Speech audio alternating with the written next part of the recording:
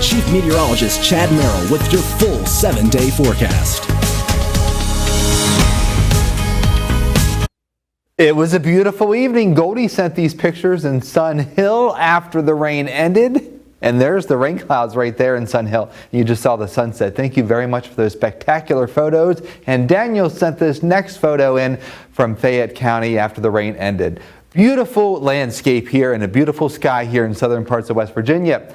Right now, we're not seeing any rain across much of the region except for once you get south towards Monroe County. We have an area of showers that's producing some widespread flooding in the Martinsville area. This moisture is moving north and west, but there's some elevations like Peters and Potts Mountain south and east of Monroe County, and that moisture gets banked up against the ridges on the southeast side, but then downslopes on the other side. So yeah, I think there will be a few showers in Monroe County, but we're not talking about heavy rain. Couple of showers this evening, and I think this area of moisture will continue to lift northwest, but also continue to dissipate just a little bit. Now, here's the culprit, this low pressure that's spinning across the Tennessee Valley, and we have another storm system in the northwest.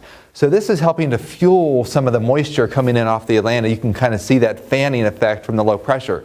That's going to renew our chances for rain tomorrow. We have some magenta colors north of the Great Lakes, some cooler air finally kicking in. It won't be as warm tomorrow. It'll be cooler over the weekend, etc.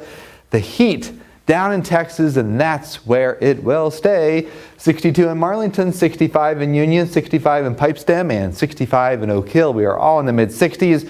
Our pressure will be steady Eddie for a while, and then basically rise a little bit. And then next week on Wednesday, it'll start to dip a bit. And some of that is from Hurricane Lee, our first Category 5 hurricane of the Atlantic season. Breaking news, folks. Winds 160 miles an hour. This thing means business.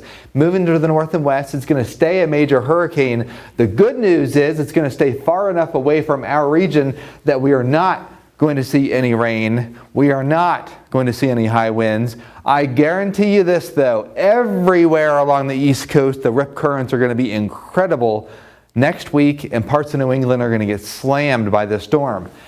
An analog storm, a similar storm to Lee, was Fiona last year. It was a major storm, and it moved north, similar track. It made landfall in Atlantic Canada. But what does this mean to our weather? When those storms dart north, they take a lot of heat energy north, and on the backside of it, cool weather comes in. This was our temperature trend after Fiona. We had lows in the 30s and 40s, highs in the 50s and 60s. So I do think we are going to have a period of some cool weather late next week. Let's get you through the next 7 days, though. 90% risk for late-day thunderstorms on Friday. Some of that will trickle into Friday night football. Maybe 1 or 2 games will have a little bit of rain. A couple of showers over the weekend. Mid-70s on Monday. A couple of showers Tuesday, Wednesday. Less humid on Thursday. Overnight lows more on the comfortable side. I am extremely impressed with Lee. That is a major hurricane. And I'll tell you what. Folks, northern New England are really going to have to brace for some of the wind from this, because not only is the storm going to be a major hurricane as it moves up towards the northeast, but the forward speed plus the winds when you're on the east side of a hurricane can be extremely damaging. This thing's going to be making headlines all the way through next week.